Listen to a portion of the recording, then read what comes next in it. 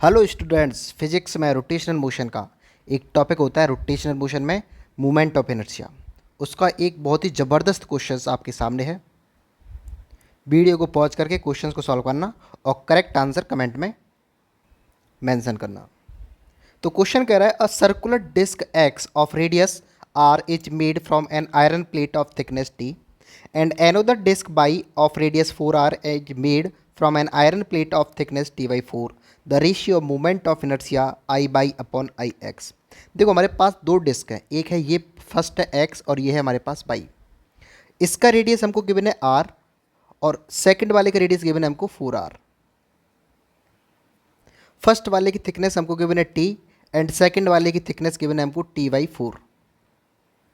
दोनों same material से बना है क्योंकि फर्स्ट में कहा गया है कि made from iron plate and second भी made from iron plate. Means इसकी डेंसिटी फर्स्ट वाले की जो डेंसिटी होगी वही सेकंड वाले की डेंसिटी हो जाएगी। एक फॉर्मूला हम जानते हैं, डेंसिटी इक्वल टू होता है मास अपॉन वॉल्यूम। तो यहाँ से अगर मैं मास की बात करता हूँ तो वो आता है डेंसिटी इंटू वॉल्यूम। अगर मास में एक्स डिस्क के लिए लिखता हूँ तो डेंसिटी क्या है, रो मान लिया, सेम रहेगी। वॉल्यूम क्या होता है, ये एक सिलेंड्रिकल सेम मान सकते हैं जिसकी थिकनेस टी है, सेकंड वाले की टी बाई 4 है। तो सिलेंडर का वॉल्यूम अगर निकालेंगे तो क्या होता है, pi R square into H. तो ये हो गया pi into R square into H, यानी कि थिकनेस कितनी है, टी। तो ये हमारे पास मास ऑफ एक्स आ गया।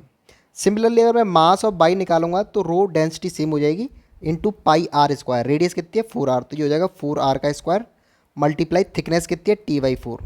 इसको सिंप्लीफाई करेंगे तो ये आ जाएगा 4 pi R square into T.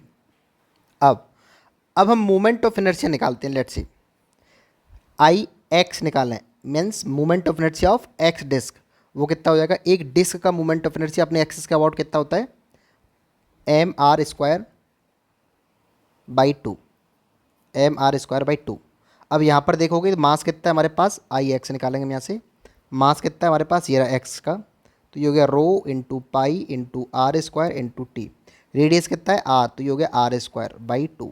Similarly अगर हम आई वाई निकालते हैं तो आई वाई कितना निकलेगा, मास कितना है हमारे पास, आई वाई का मास होगा ये रहा, तो ये होगा 4 pi R square into T. फिर क्या आता है, रेडियस का स्क्वायर, रेडियस कितनी है 4r, तो ये हो गया 4r का स्क्वायर अपॉन 2। अब ये हो गया हमारे पास फर्स्ट इक्वेशन, ये हो गया हमारे पास सेकंड इक्वेशन। इसको थोड़ा सा रफ कर लेता हूं मैं। अब हमको जो रेशियो पूछा है वो पूछा हमारे पास I by upon I X. तो आई बाई कितना है हमारे पास, देखिए 4 pi R square into T into 4r का स्क्वायर करोगे तो ये हो जाएगा 16r स्क्वायर अपॉन 2। इसको डिवाइड करना है इस वाले इक्वेशन से क्योंकि आई एक्स से। तो ये हमारे पास कहता है rho into pi into R square into T into R square by 2।